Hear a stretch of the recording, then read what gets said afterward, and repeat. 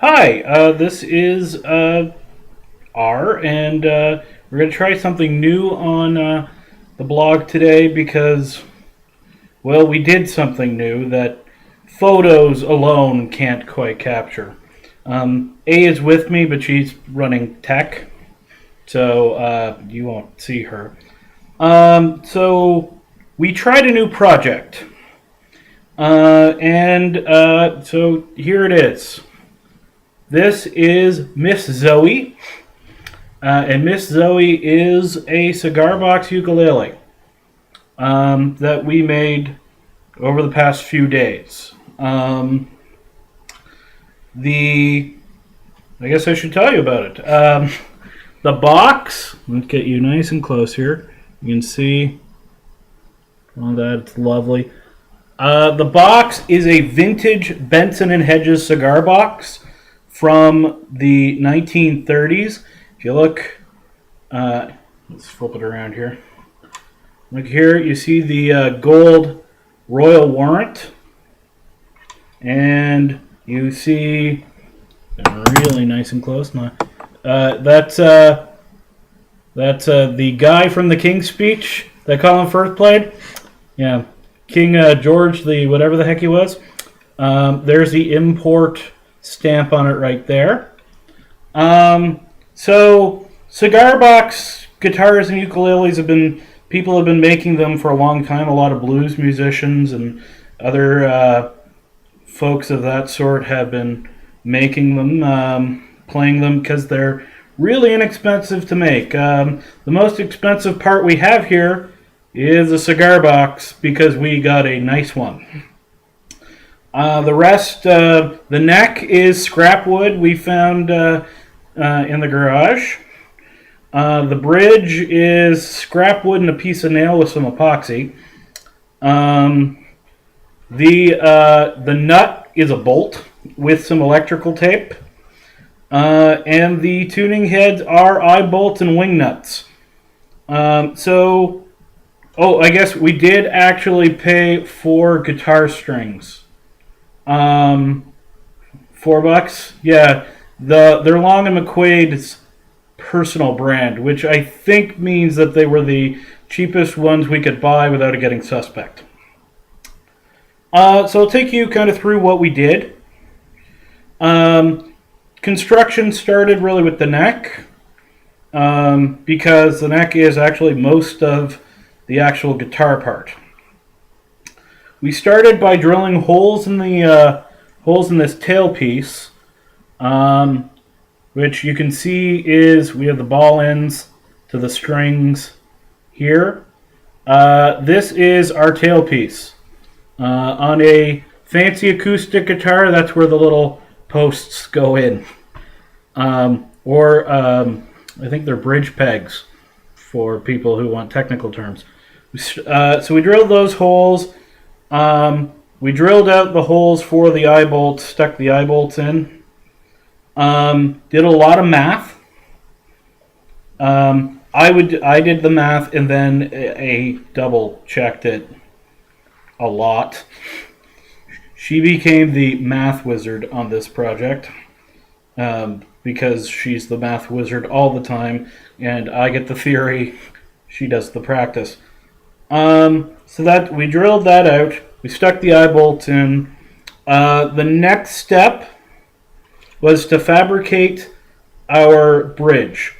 And this is, again, for those of you who don't know a lot about guitars, those of you who do know what a bridge is, and I don't have to describe it, if you look on an acoustic guitar in front of the little peggy things, there's that little, it's normally a white sheet of something hard. It's fake bone most of the time. To fabricate that, we took the compound miter saw, which was a tool far larger than the task required, and sawed off a little 1/4-inch piece of garbage wood, which we then, or I did, because I fabbed the bridge, except you did the sawing, because, yeah. So we painted that black with acrylic art paint. You can't, okay. See, this is why she's doing the technical stuff. Painted it black with acrylic arc paint because that's what we had.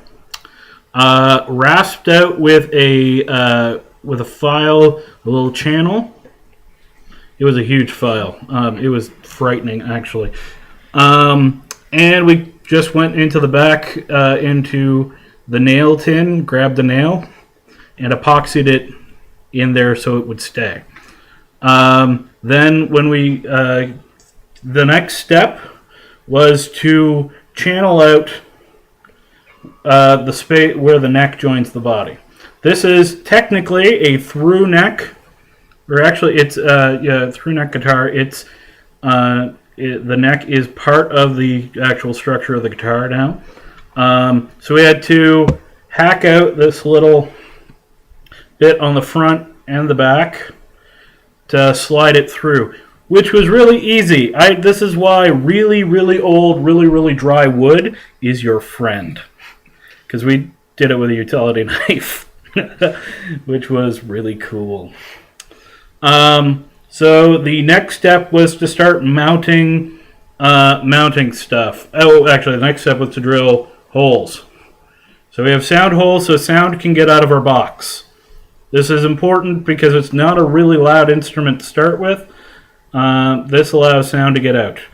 And I was working to get maximum resonance and all that crap. But you'll hear it in a minute. It makes sound. So the next thing we did was drill sound holes.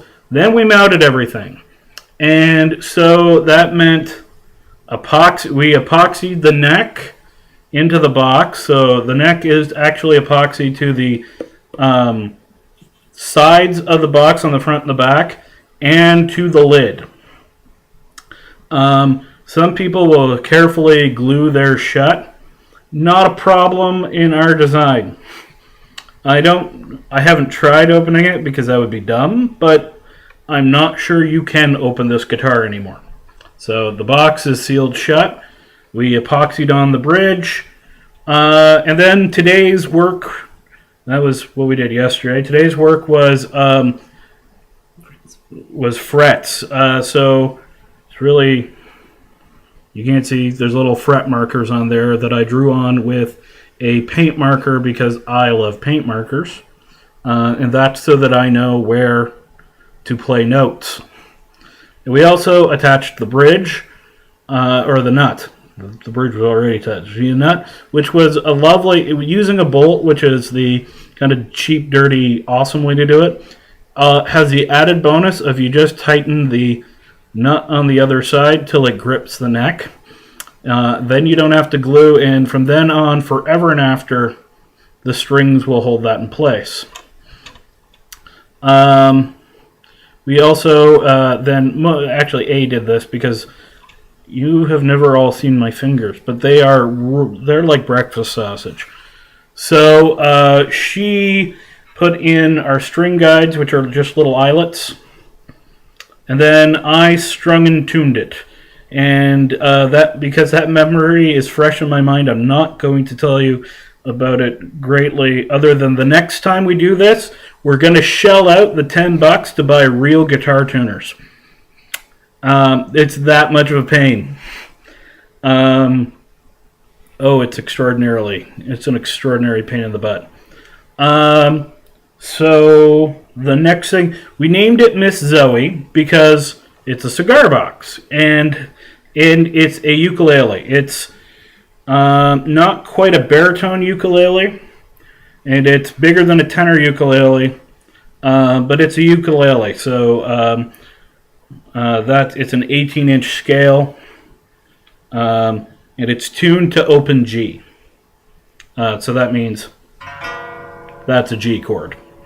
We named it Miss Zooey because I was thinking smoky, and I like to name my guitars after women.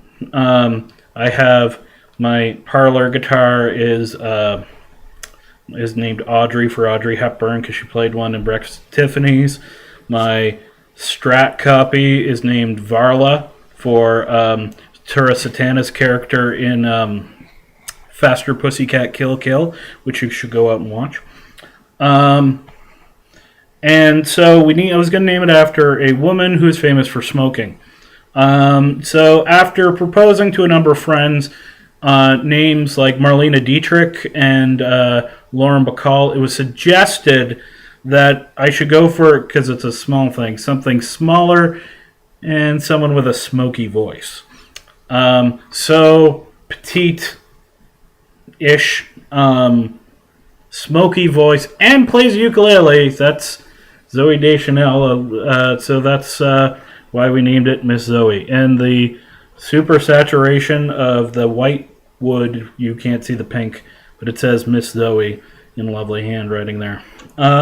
So that's the practical things about the project.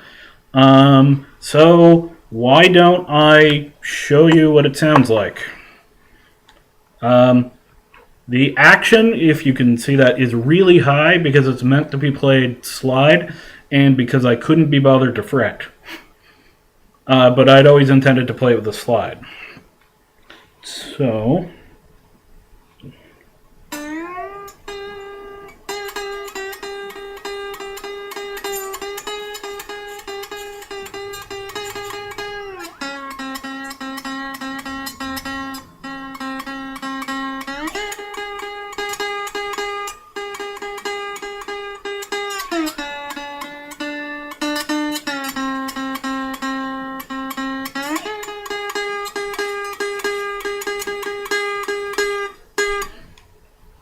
So that's picking. That was roughly a one string E blues. So, I'll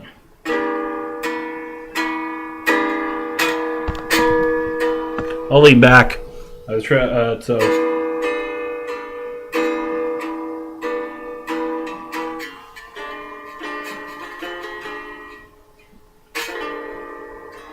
Let's see if I can remember how to play that.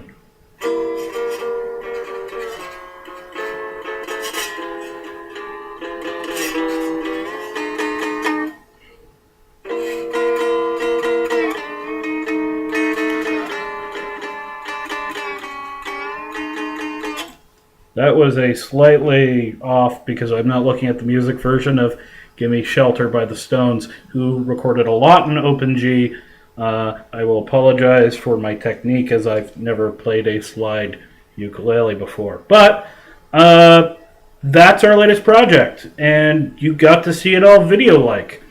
And it's pretty. So thank you. Keep coming to the blog, and catch you later.